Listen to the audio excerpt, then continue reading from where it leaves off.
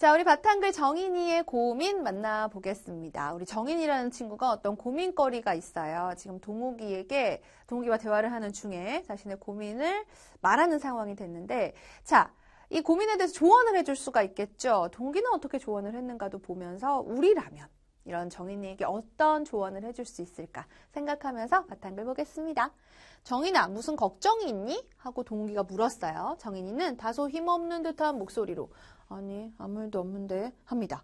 그러니까 말의 내용은 아무 일도 없는데 있지만 말투가 힘없는 목소리로 얘기를 한다는 것은 사실은 고민이 있다는 거죠. 동욱이가 빈정거리는 말투로 에이, 얼굴 표정을 보니 고민거리가 있는 것 같은데 그래요. 상대가 아까 정인이가 고민이 있다고 하는 것은 잘 파악을 했는데 이것을 빈정거리는 말투로 말하는 것은 바른 방법이 아닌 것 같아요. 정인이 입장에서 이렇게 빈정거리면 더 말하고 싶지 않죠. 자, 정인이는 그래서 약간 성가신 듯이 고민은 무슨 고민, 아무 일 없다니까 왜 자꾸 그러니 별로 말하고 싶어 하지 않습니다. 그런데 동욱이가 어떻게 하냐면요.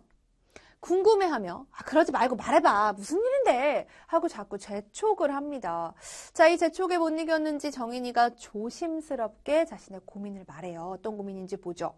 사실은 체육 시간에 매트에서 뒤구르기 동작이 잘 안 돼서 모둠끼리 여러 가지 동작 꾸미기 활동을 하는데 방해가 되는 것 같아 라고 말합니다. 모둠끼리 여러 가지 동작 꾸미기 활동을 하는데 방해가 된대요. 그냥 나 혼자 일도 아니고 다른 친구들하고 같이 활동을 하는데 방해가 되는 것 같다. 큰 고민이 아닐 수가 없습니다. 조심스럽게 자신의 고민을 말했거든요.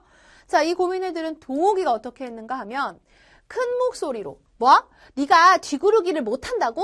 그럼 선생님이나 친구들에게 도와달라고 하면 되지. 뭘 그렇게 걱정하고 있어? 라고 합니다.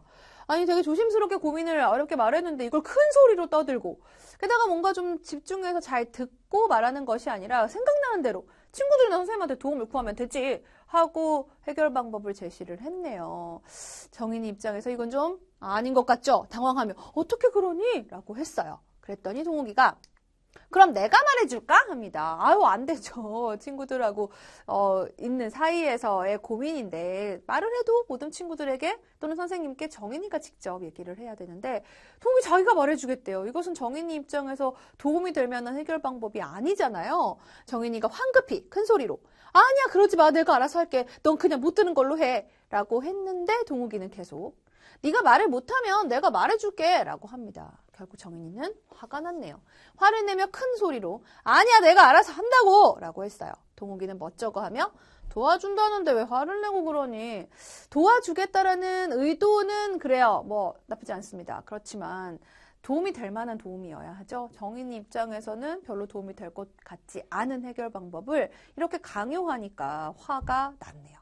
자, 우리 친구들, 우리라면 어떤 조언을 해줄 수 있을까요? 지금 정인이의 고민이 뒤구르기 동작이 잘 안 되는 거잖아요. 그렇다면 잘할 수 있도록 내가 도와줄게, 우리 같이 연습해 볼래? 라든가 아니면 내가 정말 획기적인 뒤구르기 동작을 잘할 수 있는 방법을 알고 있다면 그 방법을 가르쳐 주는 것이 어떨까 하는 생각이 드네요. 조언이 좀 쉽지는 않구나 하는 생각이 드는데요. 그렇다면 조언이라고 하는 건 무엇인가 알아봐야겠습니다. 조언은요. 도움이 되는 말이나 몰랐던 사실을 새롭게 알게 해주는 말입니다. 특히 도움이 되는 말을 조언이라고 한다는 것, 이거 매우 중요한데요. 그러니까 중요한 건 상대에게 도움이 되어야 한다라는 거죠.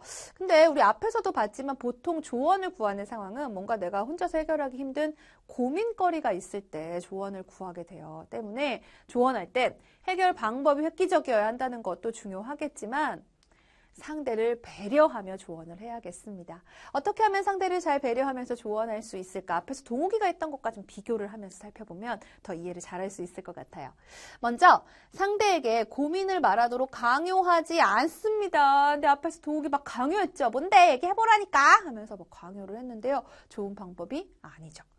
자, 그 다음 두 번째. 상대가 고민을 편안하게 말할 수 있도록 잘 들어줍니다. 그래요. 고민을 말하는 것은 강요해서 되는 것이 아니라 내가 말하고 싶어야 돼요. 그러려면 일단 나 너의 말을 잘 들어줄게 라고 하는 자세가 되어 있어야겠죠.